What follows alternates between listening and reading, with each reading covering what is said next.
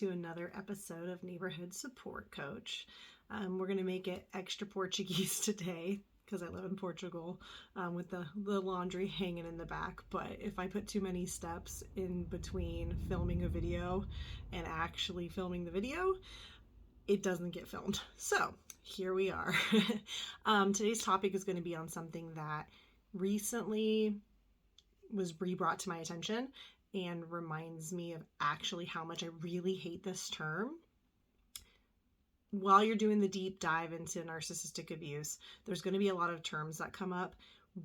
You know, whoever creates these is what becomes normalized. It doesn't necessarily mean that it's the best way to refer them.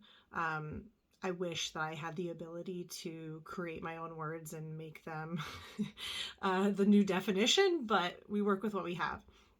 The term I am speaking about is reactive abuse. I hate this term because I think that it does a really terrible job at not only defining what this is, but really makes it stigmatizing for abuse victims.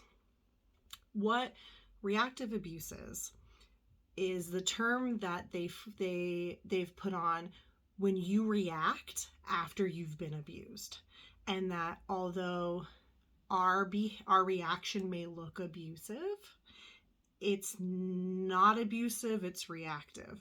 But again, I don't know how people are supposed to feel like they're not being abusive if you put abuse in the title. And what's really even more crazy to me is that so many of these terms and things only apply to victims of intimate partner violence. They apply to emotional abuse, things that in any other context we would never say. So for instance, if someone came into my house and broke in and stole my stuff, and I interact with them in the hallway and I hit them or I yell at them, people don't call that reactive abuse. They go, this person was defending themselves. This person was taken off guard. This person was afraid for their life, which is very clearly saying that this person is a victim and they were reacting in a way that they had to react to protect themselves. When it comes to emotional abuse, we treat it very differently. And again, there's still a lot of stigmatizing terms to it. So the way I like to look at reactive abuse is this is a fight or flight, freeze, fawn response to a threat, to something that threatens our emotional or physical survival, to something that is scary for us, is a response that may be the only effective way to get this person to leave you alone. That is a coping mechanism. That is a survival mechanism. That is a way to protect ourselves. The intent that comes with abuse is not there. So yes, is it reactive? 100%. Is it abusive? No, it is not. Because abusive is not, it's all about context. Abuse is, an intentional, it is a fear tactic. It is a way to intimidate people or scare people or silence people into doing what you want. When someone is abusing us and we react to that, whether that's verbally, physically, that isn't our intent isn't to try to hurt this person or manipulate them. It's to protect ourselves.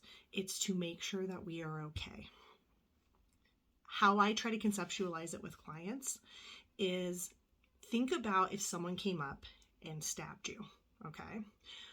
A consequence or reaction to being stabbed would be to bleed, right? Someone stabs you, you bleed.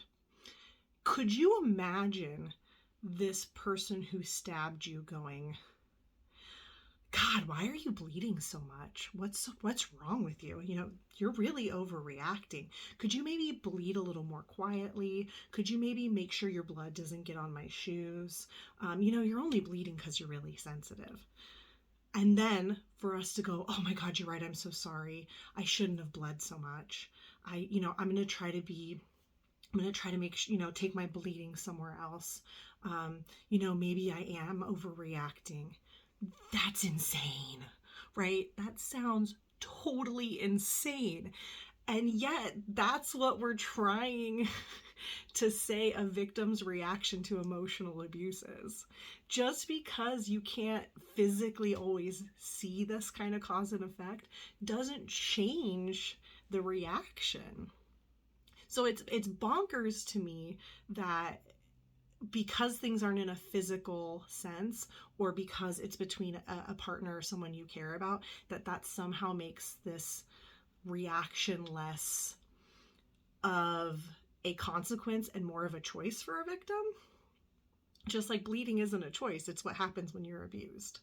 A homework or an assignment that I think can really help people is take a picture of yourself. If you can't find a full body picture of yourself, get something online and go through, if you can handle it. Again, if your body is telling you no when it comes to processing trauma, honor it and listen to it, because you may not have the tools to go there and you don't want to re-traumatize yourself.